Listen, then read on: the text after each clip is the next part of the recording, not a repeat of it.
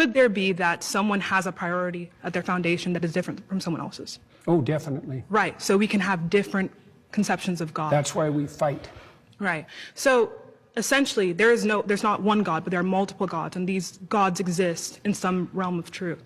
It's true that this person has one God and it exists. Yeah, probably better to think about it as multiple values, but that there's a hierarchy of values with something at the bottom. Right, but at the bottom is God, and That's a definition, yeah. Yeah, so at the bottom is God, and there can be multiple people with different conceptions of God, and they're each valid in being called God. So there are multiple gods that exist. It depends on what you mean by valid. So far, so good, but it depends on what you mean by valid, because I would say that some foundational conceptions don't play out when they're implemented. So if you put the wrong thing at the foundation, you end up in hell, for example. That's what happens in totalitarian states. Okay. Yeah? So you're saying... So they're not all equal. Like, all foundational principles are not equal, even though they might be equally foundational. Right. So what makes one kind of foundational tenet better than another one? That's an excellent question. Iterability. Imagine that you play a game with someone and you're a kid, and it's fun. So then you can play again and again and again. So repetition. It's playability across multiple iterations. So then you have a friend, and a friend is better than having a game. Right? So that's one. Breadth of application is another. So if it's just for me now, it's not as good as something that would be benefit to both of us across time. Right. So we're explaining characteristics that can be applied to these types of foundational values. But why is it that this iterability makes it better, and what does better mean? Well, one hallmark of better is likely to be selected voluntarily.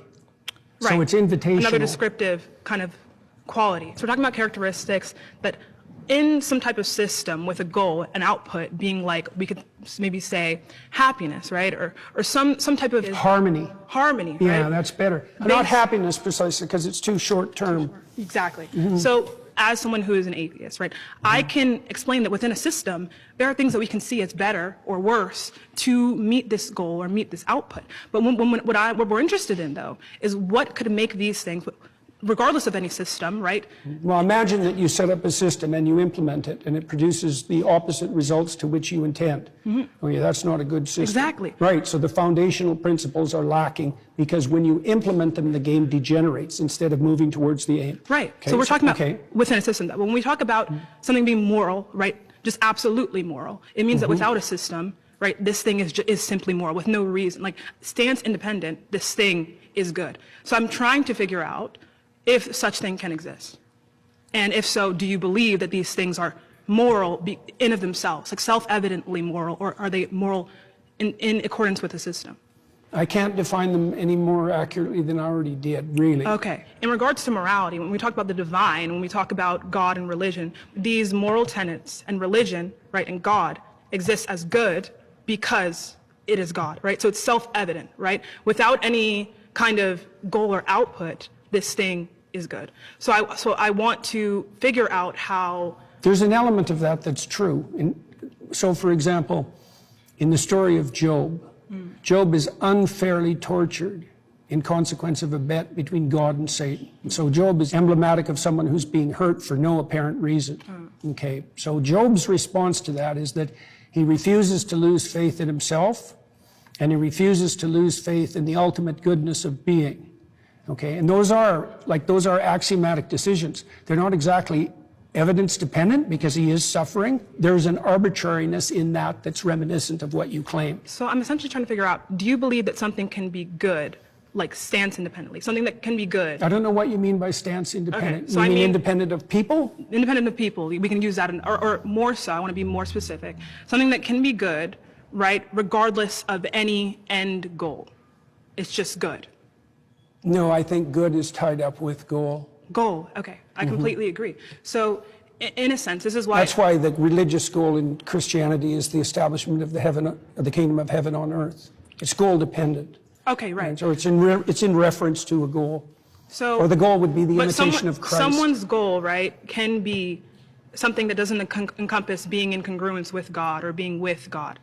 No, the thing that they want to be in congruence... Oh, right, okay. That's right. Sorry, That's right. I That's good. corrected That's myself. great. The thing they want to be in congruence with is fundamentally equivalent to their God. So what makes someone a Christian and what makes someone not a Christian? What makes, like that's what I'm trying to figure out. Because That's a good question. yes. Yeah, well, you. probably the deepest answer to that is willingness to shoulder your cross voluntarily and trudge uphill regardless of circumstances. Okay, so someone can have a God, because in your definition, your first preference, that is God, right? So someone can believe in God, right, and not be a Christian, right?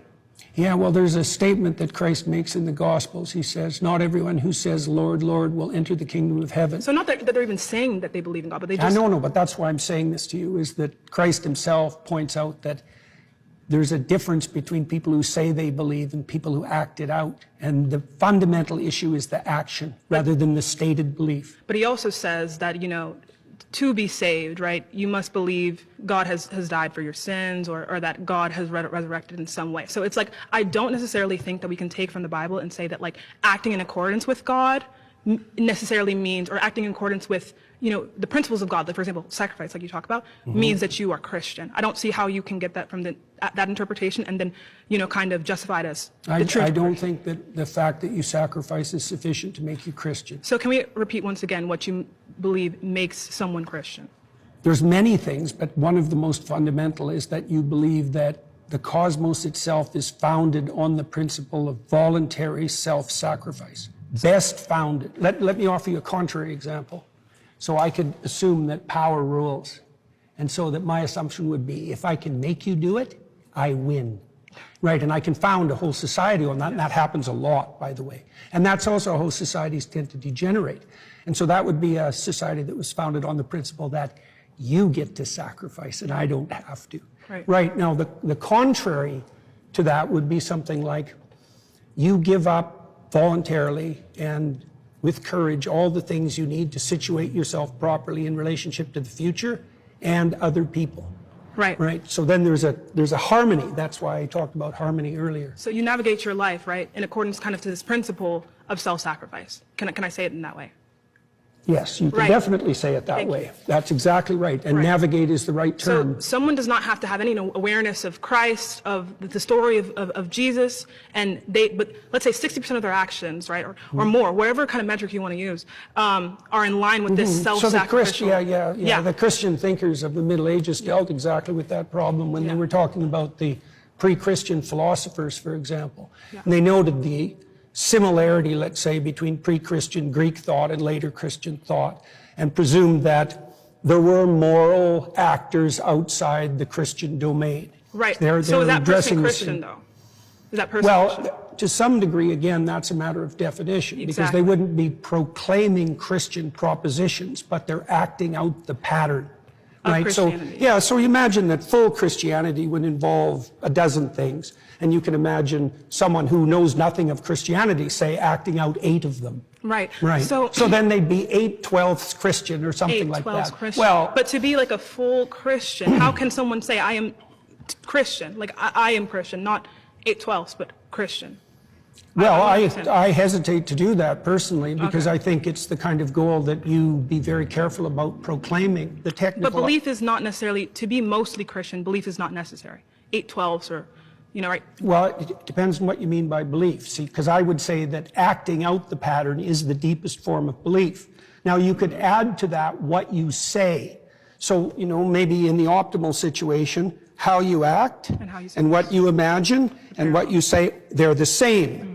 Right? But you can imagine a hypocrite who says all sorts of wonderful things and does nothing, and you could imagine another person who acts in a very positive manner but proclaims nothing. So what I'm kind of seeing is like a descriptive, a really comprehensive but descriptive analysis of human action, human thought, and by which we can characterize people and put people in boxes. But I don't see... Why in boxes? When I say in boxes, I mean like I can categorize you based on your actions, not based on necessarily what you say, but based on your actions that you are more so or less so Christian, right? Things like that, right? So we can categorize people as Christian. Well, I would say more or less voluntarily self-sacrificing. But that's also what we came to, though, is that someone can be like 60% or 70% Christian based on simply just acting in that way. Yeah, Richard Dawkins is like that.